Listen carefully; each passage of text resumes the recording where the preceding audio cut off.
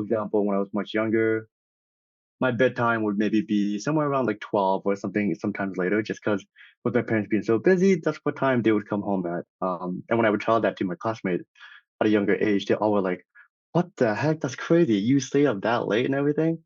And I think that's like an early memory of like, oh, I guess like, not everybody has this sort of same upbringing that I do.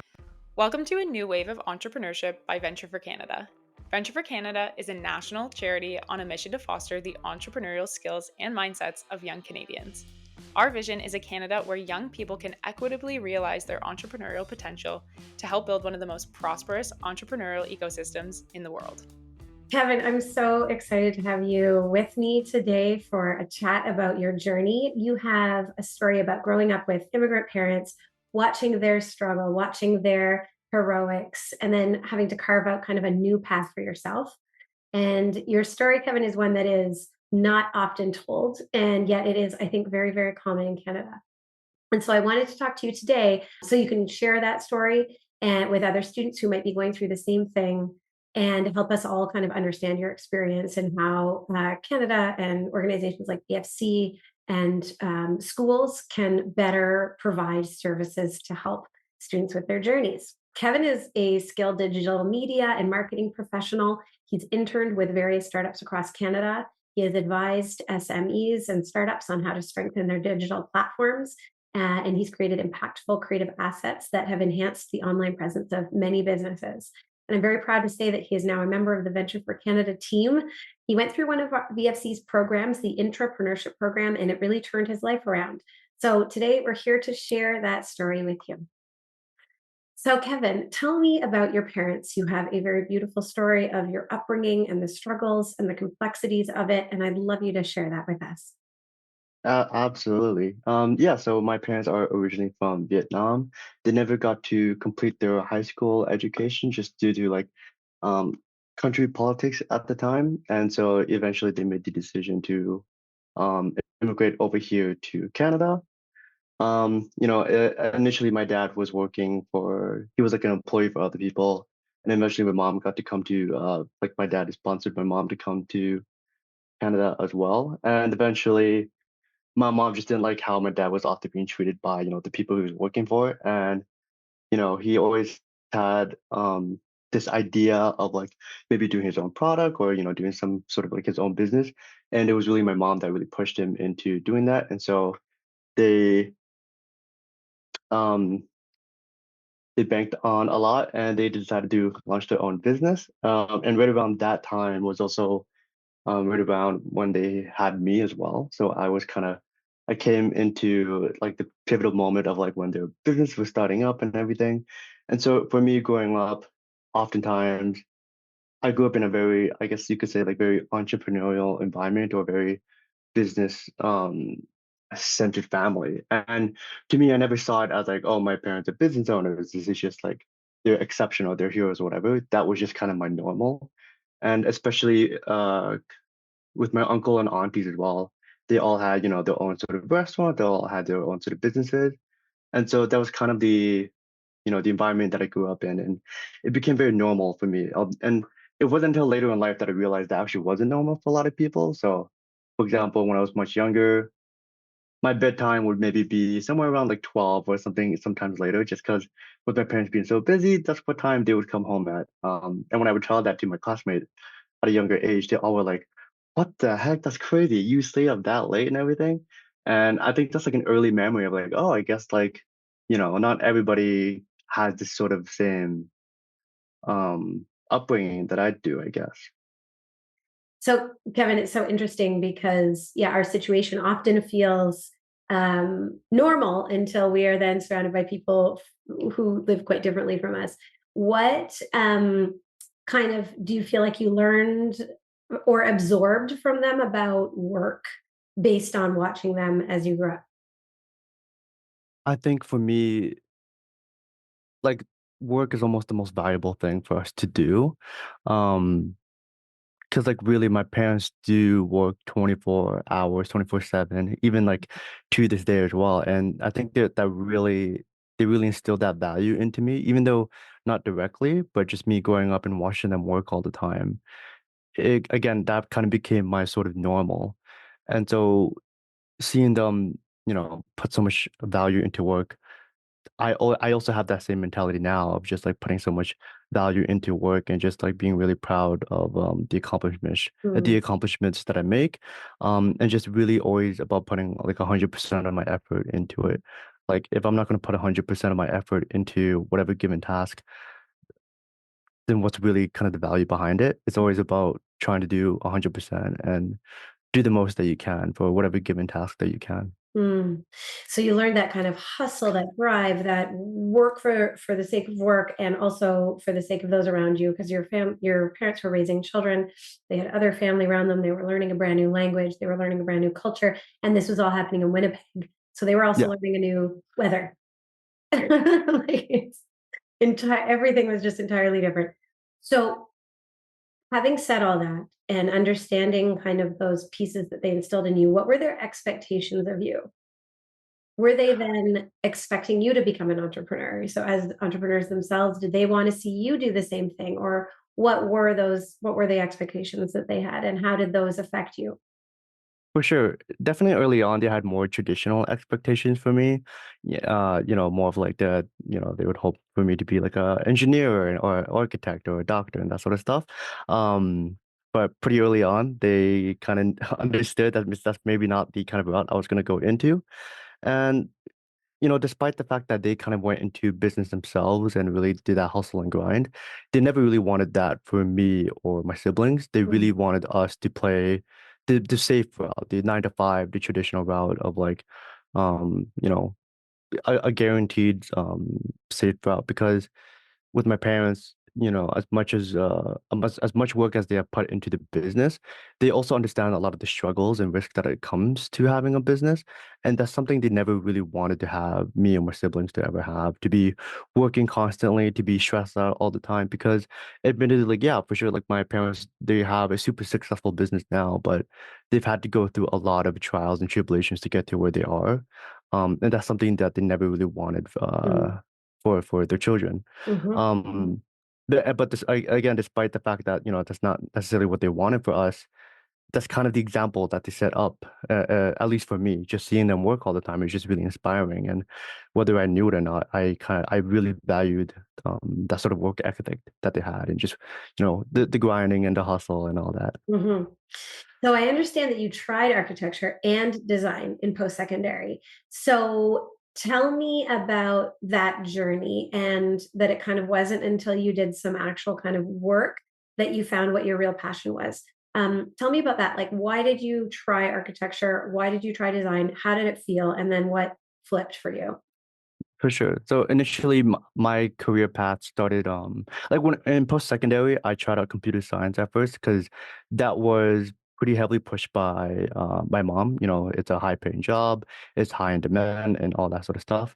But it just never really worked out for me. And I grew up as a more creative child, so I thought maybe architecture would be a nice in between of like my inner creatives and also a job maybe my parents would really Mm, want me to have. And so I tried architecture, but again, it still just didn't work out for me. And so I just decided to just, you know, follow what I've known I've always been really good at and really been into. And so that's when I switched into design because at that point I've been doing digital media for a while. And around that time that I decided to switch into design. I guess that was also around the time that um, the pandemic happened. And at the same time, I believe the Venture for Canada Intrapreneurship Program opened pretty much around the same time as well, if not like a year later. So it was just like the perfect timing between like two worlds colliding of, hey, let's try switching into design. And hey, there's also this program that allows me to explore things outside of the traditional post-secondary. mhm. Okay, cool. That is so interesting. And yeah, because the pandemic allowed us to try different things also, because it eliminated certain types of decisions. Hmm. Hmm. Um, so, tell me about your experience with the entrepreneurship program and why it was important for you. What was it about that program that helped you in your career path? For sure. So I did about maybe plus cohorts of project partners with the entrepreneurship program, and throughout each project, I've always gained something really valuable from it. I learned something really valuable from it, more specifically in terms of, I guess you could say, the professional life or the what it means to have a career. Because up to that point, as a kid, pretty much the only thing that ever mattered was school. It was school, school, school. It was from kindergarten, elementary, middle, high school, and university. But I never really understood what the world was outside of school, right? Because that's my entire life up to that point. And so being able to have these sort of like short-term projects and like actual startups or businesses across Canada, it kind of gave me an insight to what the real world actually was like. Despite, people saying that school is preparing you for the real world, there's a lot that it doesn't teach you at the same time. And I really value hands-on learning as well. Like, sure, you can read as much as you want through a textbook, you can learn as much through a lecture, but none of that is ever quite the same as being in the actual business and learning firsthand, especially being able to have such a direct connection to a business owner or an entrepreneur that we're working with as a entrepreneur. Hmm. And so each project I've learned something different, whether, sometimes it was a positive experience, sometimes it was a negative experience. But even with the negative experiences, that's when I learned a lot in terms of, like, for example, communication, understanding and expectations along those, so on.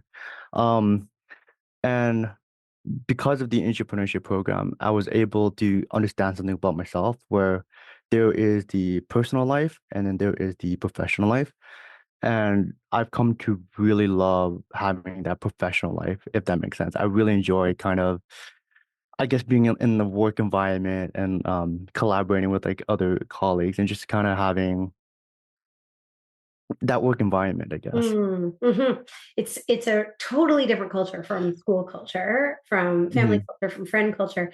Um, what Kevin is describing, just for our listeners, is a program that we designed very specifically to include students that couldn't necessarily take a semester off of school to do a co-op or an internship. And so it's called the Intrapreneurship Program. And essentially, you sign up for 7 weeks of virtual work with a project partner. It's entirely virtual. It's part time. You can go to school at the same time, and you're also working with a group of students in majority of cases that you don't have to pick. And so it's a very light touch program. You're paid for your work, of course, and every time you do it, you're with a different project partner. You get to choose which projects you want to work on. And those projects are usually with very small micro companies, so startups. And so the whole point of it was to increase the accessibility of actual work and the real world and startups and entrepreneurship for the average student. And so this is why I wanted to talk to Kevin. It's just because, Kevin, you're the type of person that this program was built for. And I think the last question I want to ask you is, with students grappling with kind of what to do or what to be or what's next, which every single student, I think we can say, is grappling with. And also, many of us professionally continue to ask those same questions. But for students, what's one thing you want them to know based on your journey? I would say the entrepreneurship program, for any student is really perfect for anybody. And I mean that in terms of, if you already know that you have an interest in entrepreneurship, the entrepreneurship program is great because you get to explore that sort of field. And maybe you don't know yet what you are into, whether it's entrepreneurship or not. It's still, because the entrepreneurship program is a 7 week project, it's still a great way to know what you are into and what you're not into. So it's a great Yeah. it's a great way to kind of learn about yourself and more about like what are your interests, and like, because the thing about entrepreneurship and making a business or starting a business is very risky, right? And oftentimes a lot of students, they might not have the ability to just start a business from scratch and whatnot, but with the entrepreneurship program, you kind of get the behind the scenes look of what it means to start a business and what that sort of process is like. And that kind of helps you mitigate that risk of having to start your own business and find out for yourself. You're able to see firsthand through another person's business or through another startup just to see what it's like for yourself. Hmm. Yeah, I agree. And if it's not available to someone, would you say your advice would be to just try working for someone and it almost doesn't matter who? Just Yeah, try getting in the absolutely. real world, try a work experience while you're a student. Yeah, absolutely. Yeah. Thank you so much, Kevin. And special thanks to Employment and Social Development Canada. ESDC is the funder of that program. And they gave us funding to be able to design a program that we believed was needed in the work integrated learning space. And we're just so grateful to the federal government for that opportunity and for their commitment to young people, to employment, and to skill building. So, Kevin, thank you so much for chatting with me today. And thank you for lending your creativity and your expertise and your dedication to VFC. Kevin also now works on this program, which is even more fun. It's just this full circle moment. So I hope you have a beautiful rest of your day, Kevin. And thanks again for being here. Thank you so much. Wonderful chat. Thanks for listening to this episode of A New Wave of Entrepreneurship. Stay connected with us via our socials and through our email list. And be sure to subscribe to us in your favorite podcast app so you don't miss our next episode. Have feedback on today's episode? Let us know directly in the app. Thanks again for listening and for joining the new wave of entrepreneurs. Till next time.